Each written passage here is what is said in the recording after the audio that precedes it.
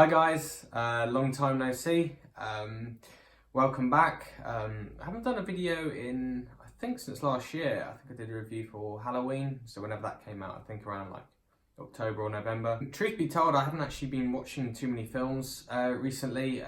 Just kind of like had sort of other interests and just been focusing on other things. Not to say you know, I'm not into film, not that at all. Just other focuses, kind of music and reading and that kind of stuff. Films has kind of taken a kind of back seat. But there's been a number of ones that I've wanted to catch up on from last year. So I've been trying to do that at the moment. I watched a film called Cold War, Polish film. A Japanese film called Shoplifters, absolutely excellent, both of those. Paddington 2, which everyone raved about. I watched the first one in 2014 when it came out, so I've heard really good things about the second one, so I'm looking forward to that. And yeah, there's a number of ones. I actually did watch Roma. I have a Netflix, so that's one of the films that I did watch from last year. There's still a couple I want to see. One with Laura Dern, I can't remember the name of it. That looks really interesting. So there's multiple that I want to watch, but that'll only come with time, I guess. But there was one thing that did catch my eye from this year actually. HBO's Chernobyl. Now it kind of came into my radar when it was kind of voted as the best TV series of all time on IMDb, and I kind of wasn't too sure how to take that really.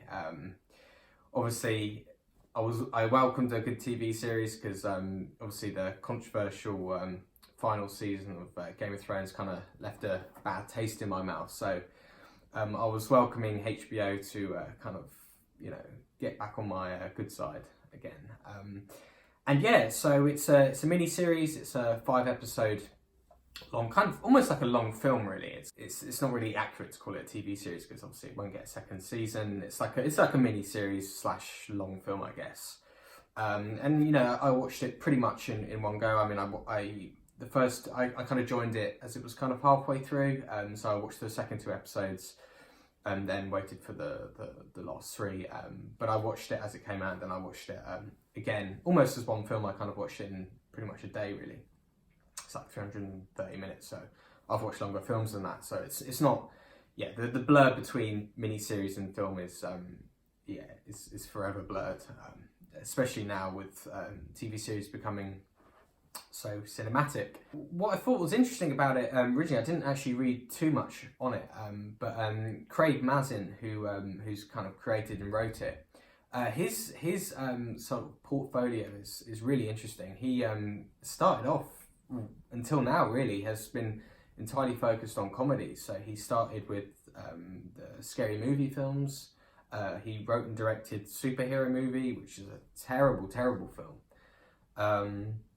Yeah, and I think he wrote the Hangover Part 2 and Hangover Part 3. So to move on to sort of A-class HBO series is quite a transformation, and you know, that's definitely welcome whenever a director or creator or even actor kind of goes through a kind of rehabilitation, as it were, and kind of recalibrates their career. I think that's something to be admired, definitely, and definitely welcomed from Mazin, who has written an absolutely excellent TV series here. I don't want to go in too much into all the details. I mean, obviously it's a historical account, so you can read up on Chernobyl. I didn't actually know too much on Chernobyl.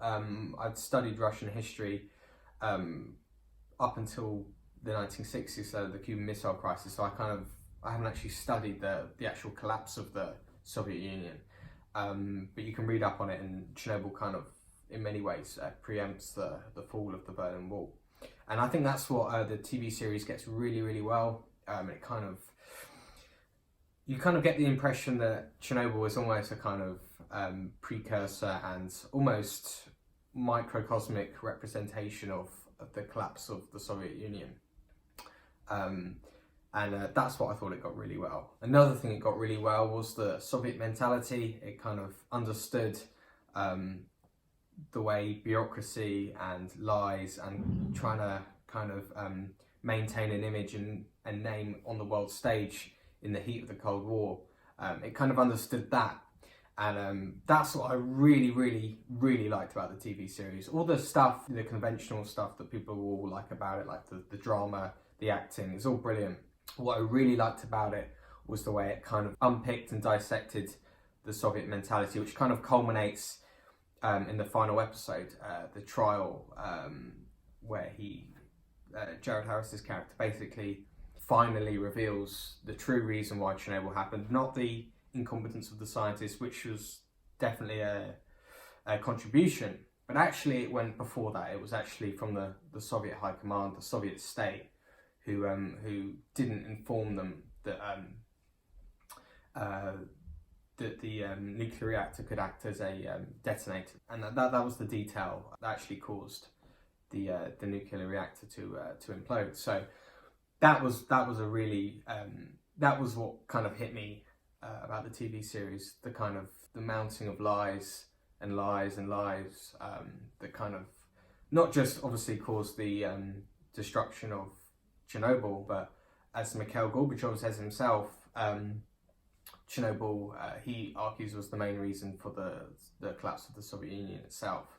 These lies, lying constantly, it eventually comes back and as consequences. So that's what I really liked about it. The acting is absolutely brilliant. Jared Harris is incredible. He almost brought a tear to my eye in the final episode. He brings so much kind of warmth and humanity to his character, and I really like that. Paul Ritter's character, I didn't like him so much. I don't know if it's because I've kind of associated him with kind of low-level British TV. He came across as it was just too much. His kind of playing the typical asshole, like it didn't really work for me. Which kind of there's an element of me that would kind of preferred it if the TV series had been in Russian. Obviously, it would have narrowed the audience, which is not what they want. But for me, it would have just worked better in terms of I would have just preferred it. I'm not someone that needs it to be in English. It's a series about Russian, Ukrainian, Soviet society. I think it should have been in Russian, but that's just my opinion. Most of the actors bring a really good presence. Emily, I can't remember her name now. She was in Punch Drunk Love. I always forget her name. I'll put it up on the screen. But she's kind of a fictionalized character. She kind of represents all the different people and research that went into trying to work out what happened at Chernobyl. She's brilliant in the role. It's a mainly British cast, which again, in many scenes it feels almost too English, as I said. But there you are. I think the acting is generally pretty good across the board. I didn't really have the acting's not bad as such. It just sometimes kind of like when they say bloody hell and stuff, it kind of takes you out of it a little bit. And in some ways, kind of makes it feel a little bit televisual. But yeah, it's nothing to be of too much concern. The production value is absolutely excellent. It's a very, very well made, well crafted TV series. I kind of read a review online from some guy. He actually grew up in Kiev in the early 80s, and he said the way they've just, even down to like the paint chips and all the buildings and the kind of like really run down look of the Soviet Union, they kind of nailed that. I was really pleased to hear that, because it's kind of you can tell they put a lot of effort into kind of recreating this period.